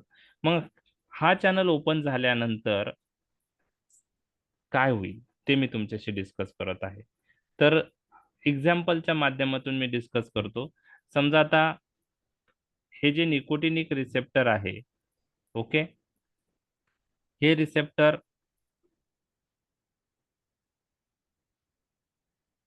रिसेप्टर कुठं प्रेझेंट आहे हे मी तुमच्याशी डिस्कस करतोय. तर निकोटिनिक रिसेप्टरचे दोन प्रकार आहे, NM रिसेप्टर आणि NN receptor. NM receptor skeletal मसलवर प्रेझेंट असतात, NN रिसेप्टर गँग्लियावर प्रेझेंट असतं, ऑटोनॉमिक गँग्लिया. तर आता स्केलेटल मसल रिलेटेड जे निकोटिनिक रिसेप्टर आहे ते मी तुमच्याशी डिस्कस करत आहे. तर ह्या रिसेप्टरला आयनोट्रोपिक रिसेप्टर असं म्हणतात. आयनोट्रोपिक रिसेप्टर म्हणजे असे रिसेप्टर की त्यांच्या स्ट्रक्चरमध्ये आयन चॅनल प्रेझेंट असतं आणि हे आयन चॅनल निकोटिनिक रिसेप्टरमध्ये स्पेसिफिक कोणत्या आयनसाठी आहे? सोडियम. म्हणजे ह्या निकोटिनिक रिसेप्टरवर अगोनिस्ट ड्रग बाइंड झाला किंवा फिजिओलॉजिकल सिग्नलिंग मॉलिक्यूल बाइंड झाला, तो ऍसिटिल कोलिन आहे. तर हे चॅनल ओपन होणार आहे आणि ओपन झाल्यामुळं काय होणार आहे की सोडियम सेलच्या बाहेर जास्त असतो. सोडियम कुठं जाणार आता? स्केलेटल मसलमध्ये. स्केलेटल मसलमध्ये सोडियमचं कॉन्सन्ट्रेशन वाढेल आणि पॉझिटिव्ह कॉन्सन्ट्रेशन वाढलं तर काय होतं? डिपोलरायझेशन. सेल ऍक्टिव्हेट होते. म्हणजे स्केलेटल मसलचं काय होईल?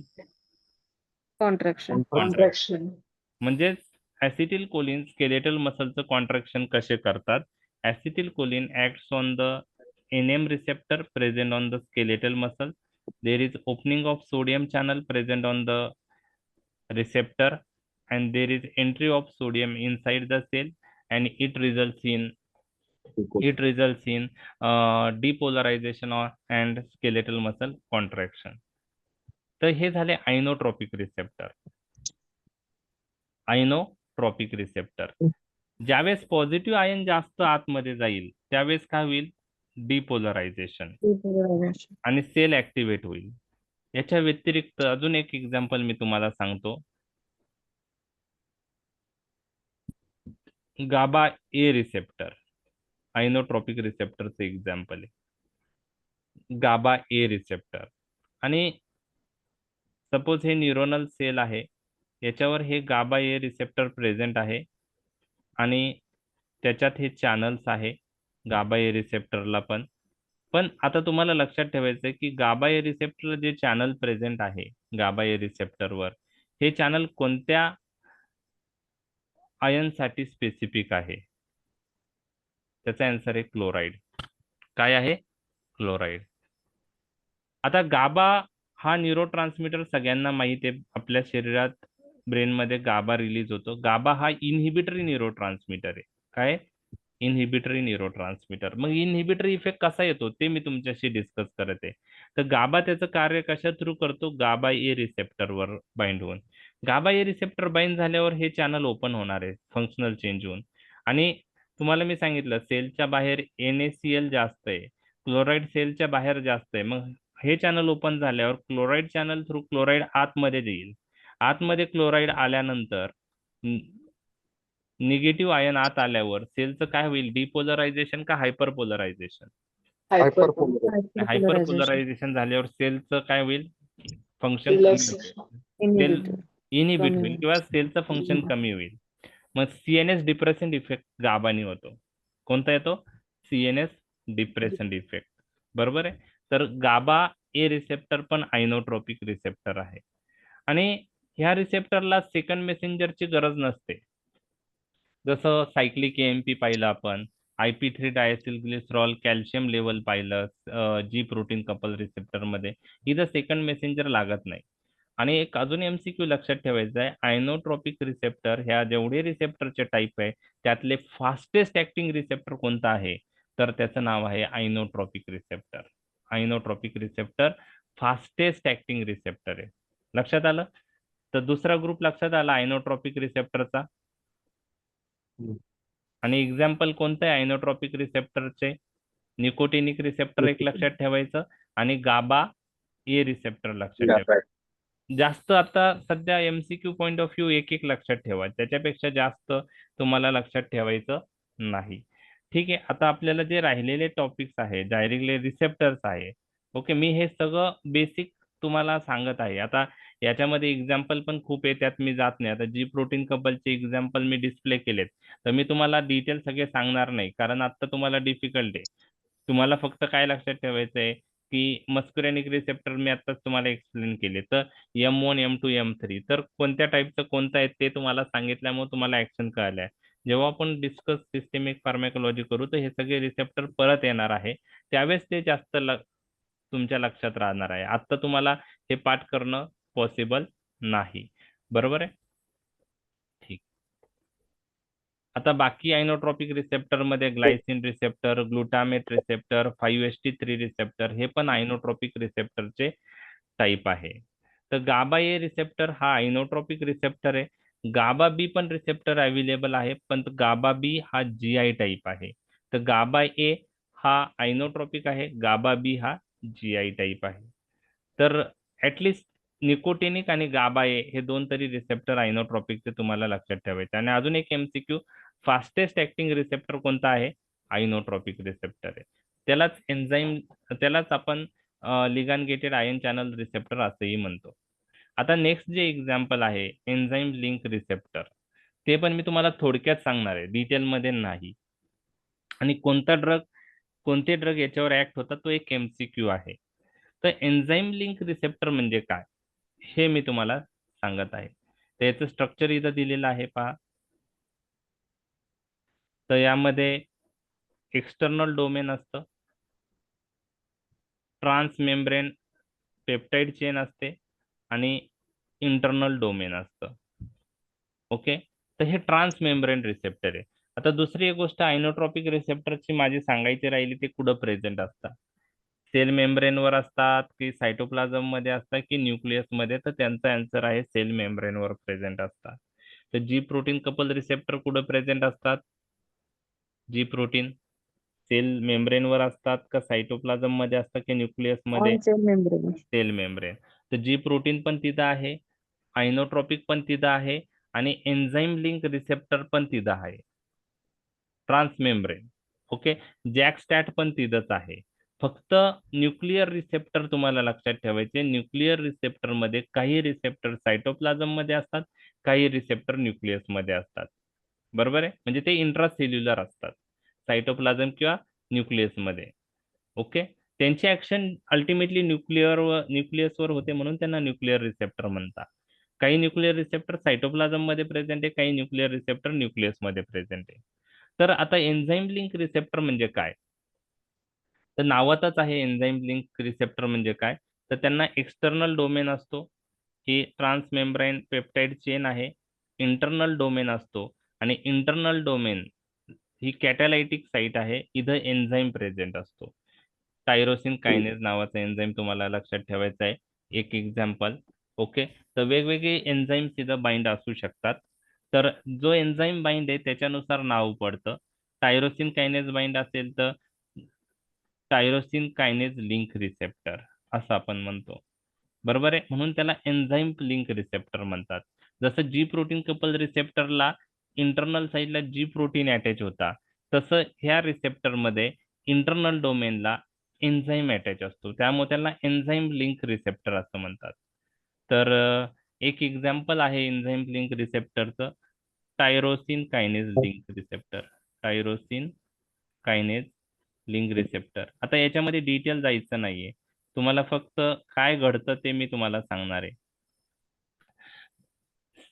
यामध्ये काय होतं, जेव्हा इथं, आणि हे जनरली हार्मोन जे आहे हे enzyme link receptor through act होतात. तर कोणतं रिसेप्टर एन्झाईम लिंक रिसेप्टरचं एक्झाम्पल आहे, हा एक MCQ आहे, हा तुम्हाला लक्षातच ठेवायचा आहे. Insulin receptor is an example of tyrosine kinase link receptor किंवा enzyme link receptor. Insulin receptor हे कशाचं एक्झाम्पल आहे, एन्झाईम लिंक रिसेप्टर. इन्सुलिन रिसेप्टरवर इन्सुलिन बाइंड होतं आणि त्याचं काम करतो. तर इन्सुलिन रिसेप्टर हा टायरोसिन कायनेज लिंक रिसेप्टर आहे किंवा त्याला एन्झाईम लिंक रिसेप्टर म्हणतात सोप्या भाषेत. कोणता एन्झाईम, टायरोसिन कायनेज. बरोबर आहे, ठीक आहे. आता ज्यावेळेस काय होतं की आता समजा ही रिॲक्शन कशी घडून येते पुढची, किंवा पाथवे कसा घडतो मी ते सांगणार आहे. तर इथं इन्सुलिन बाइंड होणार, समजा इन्सुलिन रिसेप्टर एक्झाम्पल आपण बघत आहोत. इन्सुलिन बाइंड झाल्यानंतर दोन जे रिसेप्टर आहे, तर इथं इन्सुलिन बाइंड झाला, इथं पण इन्सुलिन बाइंड झाला, आणि ह्या रिसेप्टरचं मग डायमरायझेशन होतं. डायमरायझेशन म्हणजे ते जवळ येतात असे. ओके, ह्या इमेज मध्ये जवळ आलेत. आणि डायमरायझेशन झाल्यानंतर जेव्हा रिसेप्टरला इथं ड्रग बाइंड होतो, तेव्हा हा रिसेप्टर ऍक्टिव्हेट होऊन जे इंटरनल डोमेन आहे तिथले एन्झाईम ऍक्टिव्हेट होतात, टायरोसिन कायनेज. आणि टायरोसिन कायनेज एन्झाईम काय करतात, ह्या इंटरनल डोमेनला इथं टायरोसिन मोलेक्युल पण अटॅच असतो. Tyrosine one of the amino acid आहे. तर हे एन्झाईम्स काय करतात, ह्या साईडचा टायरोसिन कायनेज एन्झाईम इकडच्या टायरोसिन मॉलिक्यूलचं फॉस्फोरायलेशन करतात, इकडच्या साईडचं टायरोसिन कायनेज एन्झाईम ऑपोजिट साईडच्या टायरोसिन मॉलिक्यूलचं फॉस्फोरायलेशन करतात. त्याला म्हणतात टायरोसिन मॉलिक्यूल फॉस्फोरायलेशन. आणि त्यामुळं काय होतं की सेलमधले जे प्रोटीन्स आहे, एन्झाईम्स असतील किंवा अदर प्रोटीन्स असतील, स्ट्रक्चरल प्रोटीन्स, तर हे प्रोटीन ह्या फॉस्फोरायलेटेड टायरोसिन मॉलिक्यूलला बाइंड होतात आणि ह्या प्रोटीनचं पण फॉस्फोरायलेशन ह्या टायरोसिन मॉलिक्यूल करतात. त्यामुळे खूप साऱ्या प्रोटीनचं फॉस्फोरायलेशन होऊन त्या सेलचं फंक्शन अल्टर होतं. तर सिरीज ऑफ फॉस्फोरायलेशन रिॲक्शन घडून येतात. तर अशा प्रकारे tyrosine kinase link receptor activate झाल्यावर कार्य घडतं. तर हे कोणी तुम्हाला विचारणार नाही, तुम्हाला फक्त लक्षात ठेवायचंय एन्झाईम लिंक रिसेप्टर मध्ये टायरोसिन कायनेज लिंक रिसेप्टरचे एक्झाम्पल काय आहे, insulin receptor. Insulin. Insulin receptor. एवढं लक्षात ठेवा, बाकी नाही लक्षात ठेवलं तरी चालेल. ओके, बाकीच्या गोष्टी तुम्हाला एक्झाम पॉइंट ऑफ व्ह्यू महत्वाच्या नाहीत, त्या मायक्रो म्हणजे सेल्युलर लेव्हल ऍक्शन जे आहे, डिटेल मेकॅनिझम ऑफ ऍक्शन ही तुमच्याकडून एक्सपेक्ट नाहीये. तुम्हाला फक्त लक्षात ठेवायचं insulin acts on insulin receptor and increase glucose utilisation, एवढंच लक्षात ठेवायचं. फक्त एक ब्रॅकेट मध्ये लिहू शकता insulin receptor is an example of enzyme link receptor, mark तुमचे वाढणार. ठीक आहे, ते कसं घडतं, काय घडतं, हे series of phosphorylation reaction nobody will ask you. Okay, त्यानंतर चं एक्झाम्पल आहे जॅकस्टॅट रिसेप्टर. ते मी जास्त ड्रग्स त्याच्यावर ऍक्ट होत नाही जॅकस्टॅट रिसेप्टरवर. Okay, just. तर याच्यामध्ये एन्झाईम लिंक रिसेप्टर आणि याच्यात काय फरक आहे? तर याच्यामध्ये काय फरक आहे की हा पण ट्रान्समेम्ब्रेन रिसेप्टर आहे. इथं एक्सटर्नल डोमेन आहे. ही ट्रान्समेम्ब्रेन पेप्टाइड चेन आहे, इंटरनल डोमेन आहे. तर ज्यावेळेस इथं लिगांड बाइंड होतं तर यामध्ये काय असतं की इथं इंटरनल डोमेनला एन्झायमॅटिक ऍक्टिव्हिटी नसते, इथं एन्झाईम अटॅच नसतो. तर सर्क्युलेशन मधला एक एन्झाईम इथं बाइंड होतो आणि तो टायरोसिन मॉलिक्यूलचं फॉस्फोरायलेशन करतो आणि त्या एन्झाईमला नाव दिलंय जानस कायनेज. आणि तो एन्झाईम नी फॉस्फोरायलेशन केलं टायरोसिन मॉलिक्यूलचं, तर त्या टायरोसिन मॉलिक्यूलचं फॉस्फोरायलेशन झाल्यावर तिथं बाकीचे प्रोटीन्स अटॅच होतात फॉस्फोरायलेटेड टायरोसिन मॉलिक्यूलचा. ओके, तर त्यामध्ये स्टॅट प्रोटीन अटॅच होतात, signal transduction and activation of transcription. त्याचं फॉस्फोरायलेशन होतं आणि ते स्टॅट मॉलिक्यूल ऍक्टिव्हेट झाल्यावर फॉस्फोरायलेट झाल्यावर ते प्रोटीन्स सर्क्युलेशन मध्ये रिलीज होतात, न्यूक्लियस मध्ये जातात आणि प्रोटीन सिंथेसिस अल्टर करतात, transcription of the genes alter करतात. तर हे जॅकस्टॅट रिसेप्टर आहे. काही सायटोकाइन्स याच्या थ्रू ऍक्ट होतात. एवढंच याचं लक्षात ठेवायचं आहे, याच्यापेक्षा जास्त लक्षात ठेवायचं नाही. लास्ट जे रिसेप्टर आहे nuclear receptor. MCQ nuclear receptor विषयी असा आहे की न्यूक्लिअर रिसेप्टर हे स्लोवेस्ट ऍक्टिंग रिसेप्टर आहे. Slowest acting. फास्टेस्ट ऍक्टिंग कोणता होता? Inotropic. Slowest acting nuclear receptor आहे. न्यूक्लिअर रिसेप्टर कुठं प्रेझेंट असतात? सेल मेम्ब्रेनवर असतात का? त्याचा आन्सर नो आहे. ते कुठं असतात? सायटोप्लाझम किंवा न्यूक्लियस मध्ये. त्यांचं नाव न्यूक्लिअर रिसेप्टर आहे, पण काही रिसेप्टर सायटोप्लाझम मध्येही प्रेझेंट असतात, काही न्यूक्लियस मध्ये असतात. सायटोप्लाझम मधले जे रिसेप्टर आहे ते तिथं जेव्हा ड्रग बाइंड होतो किंवा फिजिओलॉजिकल सिग्नलिंग मॉलिक्यूल बाइंड होतो, ते रिसेप्टर आणि ड्रग कॉम्प्लेक्स नंतर न्यूक्लियस मध्ये जातं. अल्टिमेटली ऍक्शन न्यूक्लियस मध्ये घडते, बरोबर आहे. पण काही न्यूक्लिअर रिसेप्टर सायटोप्लाझम मध्ये आहे, काही न्यूक्लिअर रिसेप्टर हे न्यूक्लियस मध्ये प्रेझेंट असतात. आणि हे रिसेप्टर स्लोवेस्ट ऍक्टिंग का आहेत? कारण हे रिसेप्टर प्रोटीन सिंथेसिस अल्टर करून ऍक्ट होतात, न्यूक्लियसवर ऍक्ट होतात, प्रोटीन सिंथेसिस अल्टर करतात, ते जीन्सवर ऍक्ट होतात आणि प्रोटीन सिंथेसिस अल्टर करतात. प्रोटीन्स मध्ये मग एन्झाईम्स असतील, आयन चॅनल्स असतील, ट्रान्सपोर्टर असतील, त्यांची सिंथेसिस अल्टर करतात ते आणि ती होण्यासाठी वेळ लागतो. म्हणून न्यूक्लिअर रिसेप्टर हे स्लोवेस्ट ऍक्टिंग रिसेप्टर आहे, हे तुम्हाला लक्षात ठेवायचं आहे. ओके, तर पहा, सायटोप्लाझम किंवा न्यूक्लियस रिसेप्टर जे न्यूक्लियस मध्ये असणारे प्रेझेंट असणारे रिसेप्टर अल्टिमेटली ते न्यूक्लियस मध्ये ऍक्ट होतात. आणि कसे ऍक्ट होतात हे पण एक्झाम मध्ये तुम्हाला कोणी विचारणार नाही. तुम्हाला न्यूक्लिअर रिसेप्टरचे एक्झाम्पल लक्षात ठेवायचे असेल तर लक्षात घ्या, खूप सारे हार्मोन्स याच्यात येतात. कॉर्टिकोस्टेरॉइड रिसेप्टर न्यूक्लिअर रिसेप्टर आहे. Thyroid hormone receptor nuclear receptor आहे. सेक्स हार्मोन रिसेप्टर म्हणजे त्यात इस्ट्रोजन आहे, प्रोजेस्टेरॉन आहे, टेस्टोस्टेरॉन रिसेप्टर आहे, हे पण न्यूक्लिअर रिसेप्टर आहेत. ओके, तर एमसीक्यू असा येतो की corticosteroid is an example of which type of receptor? तर आन्सर आहे nuclear receptor. Insulin receptor is an example of which type of receptor? तर answer is enzyme link receptor. More specific, tyrosine kinase link receptor. Nicotinic receptor is an example of which type of receptor?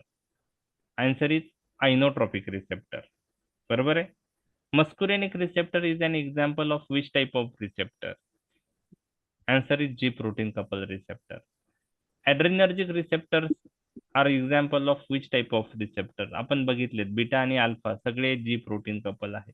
तर हे 4-5 MCQ तुम्हाला clear करायचे आहे. आता हे बघा, हे कसं ऍक्ट होतं एक तुम्हाला मी सांगतो. आता कॉर्टिकोस्टेरॉइडचा रिसेप्टर कुठं असतो? सायटोप्लाझम मध्ये असतो का न्यूक्लियस मध्ये?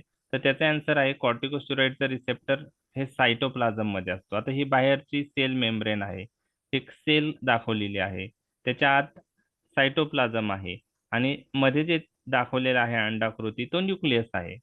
तर इथं काय होतं, हे समजा ग्लुकोकॉर्टिकॉइड आहे, कॉर्टिकोस्टेरॉइड मध्ये ग्लुकोकॉर्टिकॉइड येतं, मिनरलोकॉर्टिकॉइड येतं. ग्लुकोकॉर्टिकॉइड रिसेप्टरवर ऍक्ट होतात, मिनरलोकॉर्टिकॉइड रिसेप्टरवर ऍक्ट होतात. दोन्ही कॉर्टिकोस्टेरॉइड आहेत, आपल्याला ह्या गोष्टी माहित आहेत.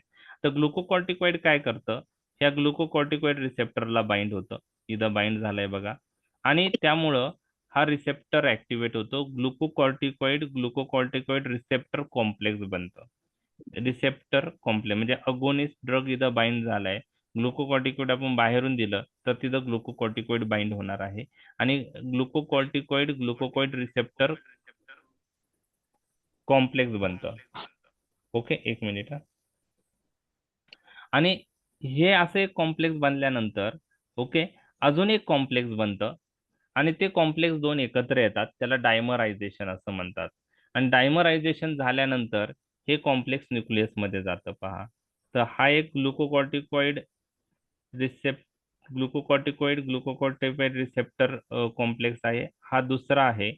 हे दोन एकत्र येऊन डायमरायझेशन झालं आणि ते न्यूक्लियस मध्ये आलं आणि ते जीन्सवर ऍक्ट होतात पर्टिक्युलर साईटवर न्यूक्लियस मध्ये, त्याला ग्लुकोकॉर्टिकॉइड रिसेप्टर एलिमेंट म्हणतात. त्यावर ऍक्ट होऊन ते ट्रान्सक्रिप्शन प्रोसेसने mRNA फॉर्म करतात, चेंज होऊन त्या ग्लुकोकॉर्टिकॉइड रिस्पॉन्सिव्ह एलिमेंटवर ऍक्ट होतात आणि mRNA फॉर्मेशन होतं. mRNA मग रायबोझोम कडे जातो आणि तिथं प्रोटीन सिंथेसिस होते आणि ती अल्टर प्रोटीन सिंथेसिस असते, डिपेंडिंग ऑन द त्याची ऍक्शन ग्लुकोकॉर्टिकॉइडची काय. तर त्यामुळं यांना वेळ लागतो ह्या ड्रगचे ऍक्शन यायला, बरोबर आहे. तर हे drug nuclear receptor through act होणारे ड्रग न्यूक्लियसवर ऍक्ट होतात. ओके, तर हे कशी प्रोसेस घडते हे मी तुम्हाला सांगितलं. सायटोप्लाझम मध्ये जर रिसेप्टर असेल तर तिथं ड्रग बाइंड होणार, ड्रग रिसेप्टर कॉम्प्लेक्स बनणार, असे दोन कॉम्प्लेक्स एकत्र येऊन डायमरायझेशन होईल. ते डायमराइज फॉर्म न्यूक्लियस मध्ये येतो, न्यूक्लियस मध्ये ते जीनवर ऍक्ट होतात, DNA वर, ग्लुकोकॉर्टिकॉइड रिस्पॉन्सिव्ह एलिमेंट बनतात त्याला, आणि मग त्याच्यानुसार mRNA फॉर्म होतं. mRNA रायबोझोम कडे जातो, तिथं मेसेज देतो आणि तिथं प्रोटीन सिंथेसिस अल्टर होते आणि मग जे अल्टर प्रोटीन बाहेर पडतात त्यांनी फंक्शन चेंज होतं सेलचं. तर हे ड्रग काही जे आहे जे न्यूक्लिअर रिसेप्टर थ्रू ऍक्ट होतात आणि स्लोवेस्ट ऍक्टिंग रिसेप्टर आहे. तर न्यूक्लिअर रिसेप्टर थ्रू ऍक्ट होणारे ड्रग्स कोणते आहेत ते मी तुमच्याशी डिस्कस करतोय. काही ड्रग सायटोप्लाझम मध्ये असतात, ओके, काही ड्रग न्यूक्लियस मध्ये असतात, बरोबर. सॉरी, काही रिसेप्टर काही न्यूक्लिअर रिसेप्टर हे सायटोप्लाझम मध्ये असतात, काही न्यूक्लिअर रिसेप्टर हे न्यूक्लियस मध्ये असतात, हे मला सांगायचं आहे. तर nuclear receptor present in cytoplasm, ultimately action न्यूक्लियसवर होते. त्यामध्ये CD लक्षात ठेवायचं तुम्हाला, ओके, CD ड्राईव्ह असतं तसं CD, कॉर्टिकोस्टेरॉइड रिसेप्टर आणि D म्हणजे व्हिटॅमिन D रिसेप्टर, हे सायटोप्लाझम मध्ये प्रेझेंट असणारे न्यूक्लिअर रिसेप्टर आहेत. ते ऍक्टिव्हेट होऊन नंतर परत न्यूक्लियस मध्ये येऊन ऍक्शन घडवतात.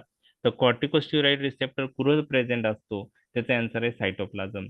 व्हिटॅमिन D रिसेप्टर कुठं प्रेझेंट असतो, सायटोप्लाझम. आणि न्यूक्लिअर रिसेप्टर जे न्यूक्लियस मध्ये प्रेझेंट आहे त्याचं एक न्यूमोनिक आहे PSVT, एक अरेथमियाचा प्रकार आहे, पॅरोक्सिस्मल सुप्राव्हेंट्रिक्युलर टॅकिकार्डिया, त्याच्यावरून ते लक्षात ठेवायचे PSVT. ओके, P म्हणजे PPAR receptor, परोक्सिझम proliferation activated receptor, त्याला PPAR रिसेप्टर जरी नाव लक्षात ठेवलं तरी चालेल कारण लॉंग फॉर्म लक्षात राहणार नाही. त्यामध्ये PPAR अल्फा आहे आणि PPAR गॅमा आहे. ओके, काही ड्रग याच्यावर ऍक्ट होतात. आता तुम्हाला पायोग्लिटाझोन नावाचा ड्रग तुम्ही डायबिटीज मध्ये बघितला असेल, तो PPAR गॅमा रिसेप्टर ऍक्टिव्हेट करून ऍक्ट होतो. जे फायब्रेट्स आहे, लिपिड कमी करणारे ड्रग, ते PPAR अल्फा रिसेप्टरवर ऍक्ट होतात. Sex hormone, oestrogen, progesterone, testosterone हे न्यूक्लिअर रिसेप्टर आहेत आणि न्यूक्लियसमध्ये प्रेझेंट असतात.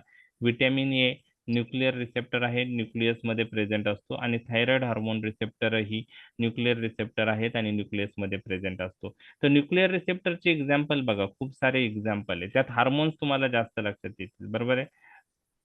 त्यात थायरॉइड हार्मोन आहे, ओके. त्यानंतर सेक्स हार्मोन आहे, व्हिटॅमिन ए आहे, व्हिटॅमिन डी आहे, कॉर्टिकोस्टेरॉइड, ग्लुकोकॉर्टिकॉइड, मिनरलोकॉर्टिकॉइड आहे, आणि पीपार रिसेप्टर हे सगळे न्यूक्लिअर रिसेप्टरचे एक्झाम्पल आहेत. MCQ साठी ते तुम्हाला लक्षात ठेवायचे. तर अशा प्रकारे हे रिसेप्टरचे टाइप्स आपण डिस्कस केलेले आहेत. डिटेलमध्ये याच्यावर तुम्हाला क्वेश्चन येणार नाही. रिसेप्टरचं जे आजचं लेक्चर आहे ते फक्त अंडरस्टँडिंग पॉईंट ऑफ व्ह्यू आहे. एक्झाम मध्ये तुम्हाला एक्सप्लेन करायला येणार नाही. पण तुम्हाला GS, GQ, GI, GO याचे नावं आता तुम्हाला थोडे ओरिएंटेशन आलेलं आहे, थोडे नावं समजलेली आहेत. ते ऍक्टिव्हेट झाले तर काय करू शकतं हे कळलं आहे. ज्यावेळेस मी सिस्टेमिक फार्मॅकोलॉजी शिकवेल त्यावेळेस तुम्हाला मी एवढं जरी सांगितलं की हा GI रिसेप्टर आहे, तर तुम्हाला लक्षात येईल की ह्या रिसेप्टर ऍक्टिव्हेट झालं तर काय होणार आहे.